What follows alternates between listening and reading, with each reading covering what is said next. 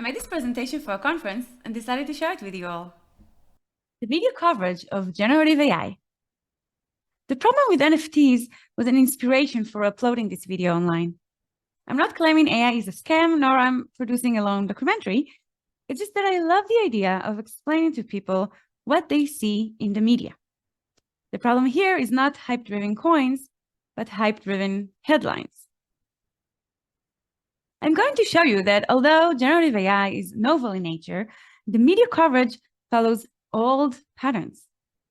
I will discuss past depictions of big tech and artificial intelligence as important background for today's depiction of generative AI. I'll explain how it's all connected. First was the tech backlash against big tech. For the past 5 years, the tech coverage has focused on algorithms, specifically social media algorithms. The debate has concentrated on confirmation bias, recommendation algorithms, filter bubbles, echo chambers, and rabbit holes. Now, all we talk about is AI. There are various reasons for that, but as seen in the graph, two factors sparked the AI debate. In June, Google's engineer Blake Lemoine claimed Google's AI chatbot, Lambda, is sentient. It's not. August and up, we witnessed the rise of AI-generated art tools with the release of DALL-E, Midjourney, and Stable Diffusion. Web 3 was supposed to distract us from Web 2.0 and social media. But crypto failed miserably and paved the way for generative AI, which has actual use cases and utilities. Accordingly, the media coverage was washed by the new AI tools, and the latest craze was around ChatGPT, and still is. In November, after playing with all the AI-generated art tools and experimenting with AI selfies, I published a piece about my impressions. The headline I proposed was, AI art is eating the world, paraphrasing Mark Andreessen's iconic article, Why Software is Eating the World. The CEO of Stability AI, the startup behind Stable Diffusion, had a different metaphor from the food digestion world, I guess. To illustrate the power of generative AI, he said, so much of the world is creatively constipated, and we're going to make it so that they could poop rainbows. That's his vision. Very hyperbolic. He wasn't the only one hyping things up. An article in November called it the most recent Big Bang moment in web history. As part of his efforts to get more investment from Microsoft, OpenAI CEO Sam Altman said the following: "We are here to make AGI, artificial general intelligence, not image generators," he said. "It will fit into a broader product roadmap. It's one smallish element of what an AGI will do." AGI is sometimes referred to as strong AI in contrast to weak AI or narrow AI. Others, like Professor Jan LeCun from Meta, suggest using a different term, human-level AI, HL-AI, arguing that even human intelligence is specialized, not general. Then there's the question of when machines will reach that level. Maybe soon, maybe before 2061, or before 2120? Only 1% of the AI experts said never. Nonetheless, the current wave of generative AI is a step forward. Famous VCs started to publish white papers about the most promising opportunities for startups in this emerging field. I started to see them everywhere. Every new landscape contained more and more companies, hundreds of startups. Every new landscape also contained more and more potential applications. Now it's also gaming, home design, news, even legal services. We entered into a spiral of text to image, text to video, text to audio, text to code, text to text, or simply text to everything. Other articles asked if it's an exciting breakthrough or dangerous tool. This brings us from hype to Criti-Hype. The Criti-Hype is not against hype. It is overpromising the tool's capabilities, but in order to address the scary stuff. In Instead of an overblown positive hype, it's an overblown negative hype. And it usually looks like this. Media coverage of big tech was dominated by Criti-Hype. So I compared the past coverage of big tech and the current coverage of generative AI. I illustrated using the how it started, how it's going meme. You can see for yourself. Big tech, Facebook, Google, Amazon, existential threat. Generative AI, OpenAI, Midjourney, Stable Diffusion, existential threats. Big tech, polluting the web. AI-generated text, poisoning the web. Big tech, monster. GPT-4, monster. The funny or sad thing about the monster image is that the author took it entirely out of context. Gary Marcus meant that GPT-4 was trained on a larger trove of data, so it is expected to have more robust capabilities. So compared to the current GPT 3.5, it will be a monster, like bigger and stronger. He wasn't thinking of an actual monster with sharp teeth and blood. But hey, it's good for me. It proves my point that exaggeration is easy. It's also more interesting to read. What's even more interesting? War. A new culture clash and a total war between artists and machines. And why stop at a war when it can be a deadly war? Let's frame it as two sides attempting to kill each other. Will AI generators kill the artists? Artists are trying to kill AI. And in the meantime, a lot of other things are becoming dead. We see a lot of those doomsday pieces because they get our attention.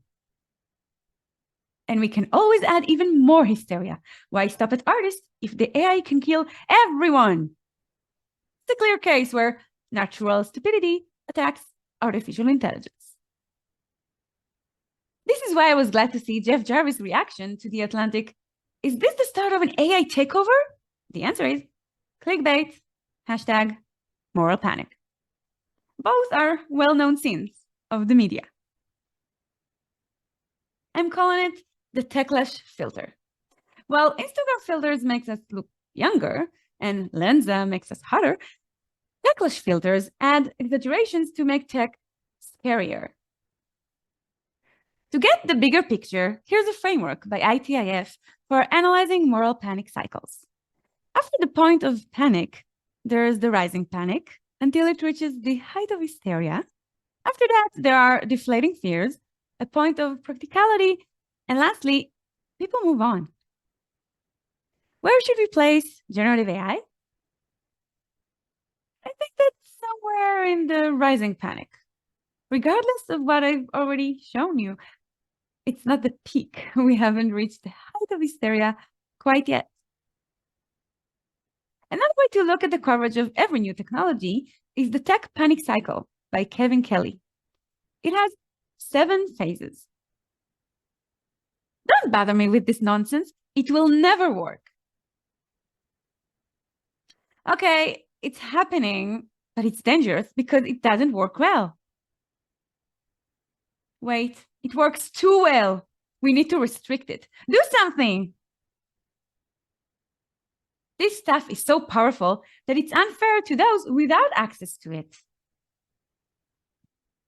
Now it's everywhere. There's no way to escape it. I'm going to give it up for a month. Let's focus on the real problem, which is the next current thing. Where should we place generative AI? I'd say somewhere between it doesn't work well and it works too well. I have plenty of examples for both. When such panic cycles occur, the first response is an extreme one, such as product bans. It is a prohibition strategy that happens top down. We're in this stage right now, not yet in the anticipatory regulation, resiliency, or adaptation. Since the recent boiling debate is about ChatGPT and schools, here are a few examples from past panic cycles. 1981. Teachers must fight computers. Otherwise, there's a good chance literacy will disappear in 10 years. It did not. 1986, math teachers protest against calculator use. If students use calculators, they won't learn math. They are. 2000. Is this a student's work I see before me, or just a ready-made paid-for download from the internet? It's a question starting to bother lecturers, and one that won't go away. 2006. High-tech gadgets increase students' cheating knowledge. The emerging iPods add a new method. So back then, MP3 players were the enemy. 2007. Just say no. Not to drugs, but to Wikipedia. Some educators are complaining against students' use of the website for research. Wikipedia was blocked on all computers in that school district in the US. 2008. A lecturer from the UK banned students from using Google and Wikipedia so that those websites won't do their thinking for them. And reaching current news from 23. New York City blocks use of the ChatGPT bot in its schools. Meanwhile, Baltimore and Los Angeles joined the ban in their schools. The problem with such bans is that the schools lose out on important educational opportunities. I think Casey Newton from Platformer beautifully summarized it. We're all just going to have to undergo a societal evolution where we understand that we're using these tools that might not always be right. I remember growing up and being told by professors not to rely on Wikipedia because it couldn't always be trusted. What did we do? Did we stop using Wikipedia? No, we used it even more. We just sort of understood that we were probably going to need a second and third source before we put anything into a paper that we were writing. I think you're going to see something similar happen with GPT, where it's a starting point for a lot of people. If we see these things more as a first step rather than a final step, we'll probably be able to make great use of them. The heated discussion around all these tools I mentioned, DALL-E, Stable Diffusion, ChatGPT, feels novel, but it's simply a rehash of previous AI hype cycles and AI Criti-Hype cycles. This AI media coverage know-how is well documented in academic research. Studies on the framing of AI found that the media discusses AI through either benefits, chances, or risks and challenges.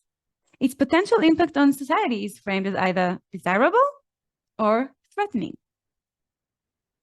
Studies on AI media coverage found that the risks of AI are usually discussed with greater detail, like loss of jobs and misuse, than the benefits of AI, like economic benefits and improving well-being.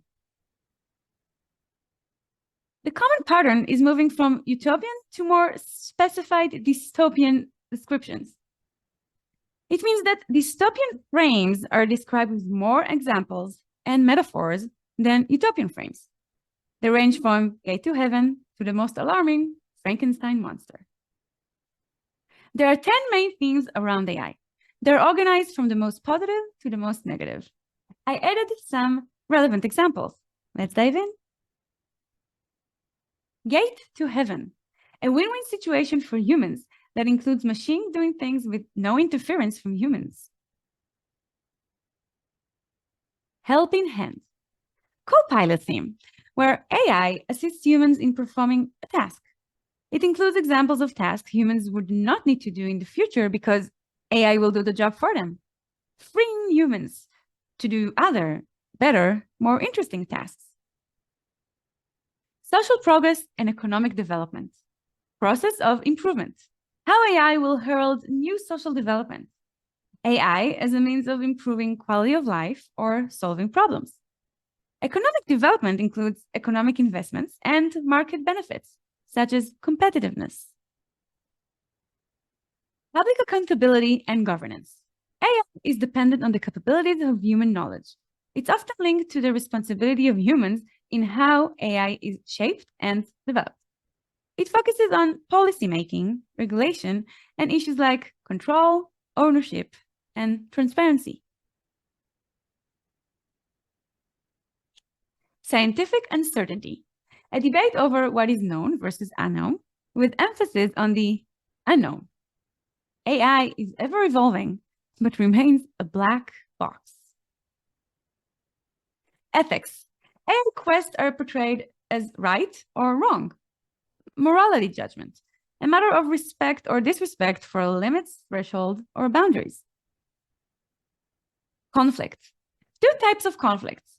AI may not always be reliable and may cause conflict as the technology has flaws, but it's used anyway in order to cut costs. The conflict could also be a game among elites, a battle of personalities and groups.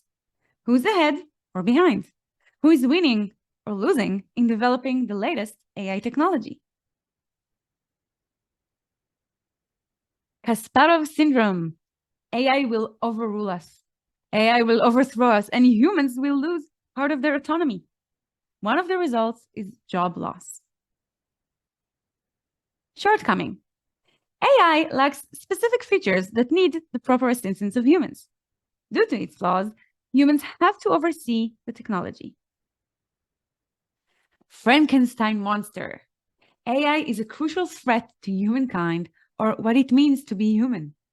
The potential danger is linked to the loss of human control, entire autonomy. It calls for action in the face of possible catastrophes and out-of-control consequences. The frames most commonly used by the media when discussing AI are a helping hand and social progress, or the alarming Frankenstein monster. The extreme ends of those narratives pose a problem. Over-promising progress can create unrealistic expectations and a hype bubble. False fears can misdirect the public debate as well. When I asked ChatGPT to explain how artificial intelligence is being framed in the media, its response perfectly reflected the academic studies I mentioned. Artificial intelligence is often described in both utopian and dystopian terms in media coverage. On the one hand, AI is often portrayed as a technology that has the potential to greatly benefit society by solving complex problems, increasing efficiency, and improving people's quality of life. On the other hand, AI is also frequently portrayed in a more dystopian light, as a technology that has the potential to disrupt society, eliminate jobs, and pose a threat to humanity.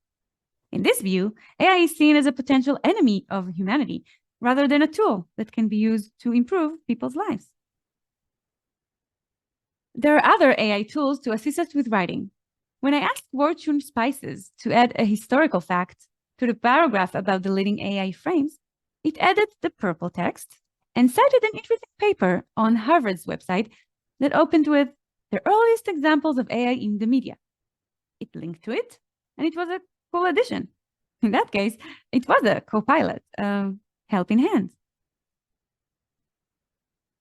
When I asked to add a relevant joke, the AI-generated joke was, "But don't worry, you can always count on politicians to make it all better." Yeah, right, like that's ever gonna happen. I guess it's not going to replace Seinfeld anytime soon. Looking at the tech media coverage, I summarized that the responses to these new tools range from hype, this technology is mind-blowing and it will improve our lives, to Criti-Hype, this technology is mind-blowing and will ruin our lives. Listening to the generative AI hype, you'd think it would benefit us by making our work more efficient and helping with tasks and generating content with such brilliance, masterpieces. Listening to the generative AI Criti-Hype, you think it would hurt us by making our work expendable and a threat to jobs and generating convincing false information, AI-generated bullshit.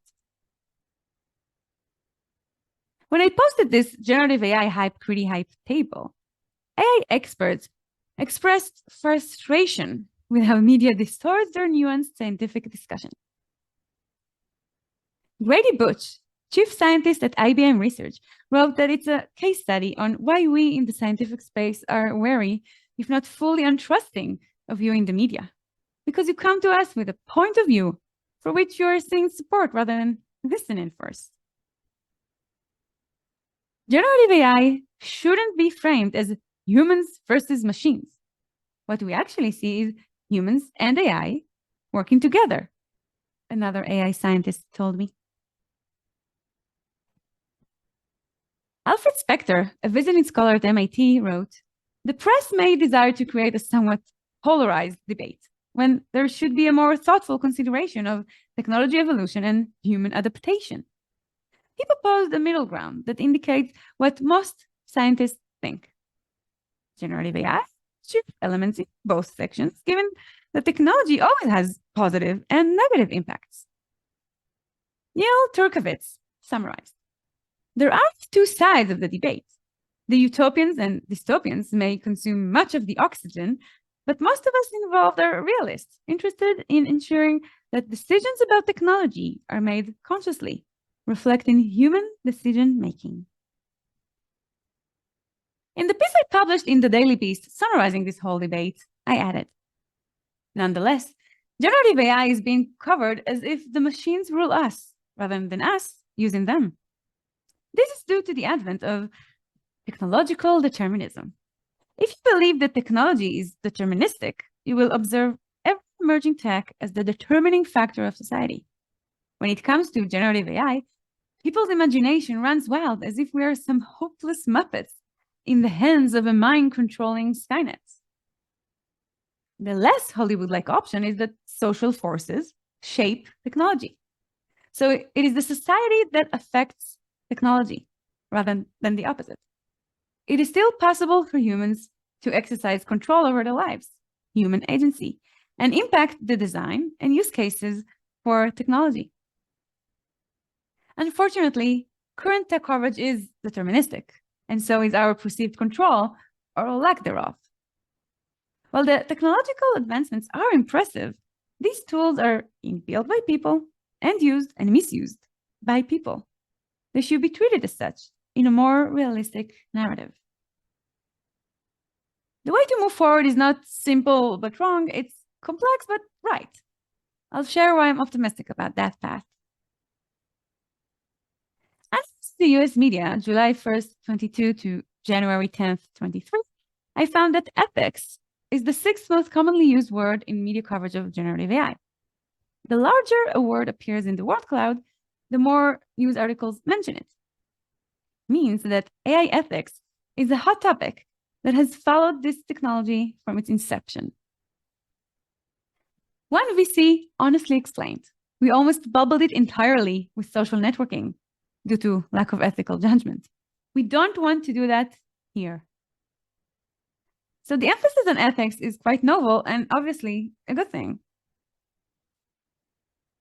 I mentioned the ChatGPT bans and past panic cycles because there are other ways to respond to emerging technologies. I think we'll gradually move from the prohibition phase to the anticipatory regulation, like restrictive defaults, the resiliency methods, like education and labeling, and the adaptation methods, like developing the social norms around it. And that, as well, is a good thing. In my book about the techlash and my articles, I guided tech journalists on how to act as bullshit detectors and hype slayers. They have a responsibility to minimize the overly positive hype, minimize the overly negative hype, and look for the underlying societal forces. The release of GPT-4 will probably intensify the AI debate. Now is the time to improve it, emphasizing the common ground in the scientific conversation more than the extreme edges. There is a large grayscale between utopian dreams and dystopian nightmares. The key is to cut through the hype, look at the complex reality, and see humans at the helm, not machines. Various social forces are at play here. Researchers, policymakers, industry leaders like VCs and tech founders, journalists, and users who shape the technology further. How should the media cover generative AI? As technology in the process of being designed, with a set of choices to be made and problems to be solved collectively.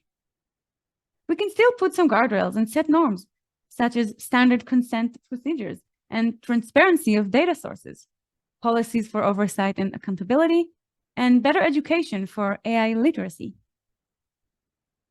It's going to be a long journey, and we have time to amend our partnership with AI. A more realistic depiction of AI is crucial to achieving that. Thank you for watching. You can find me at Dr. Teklash.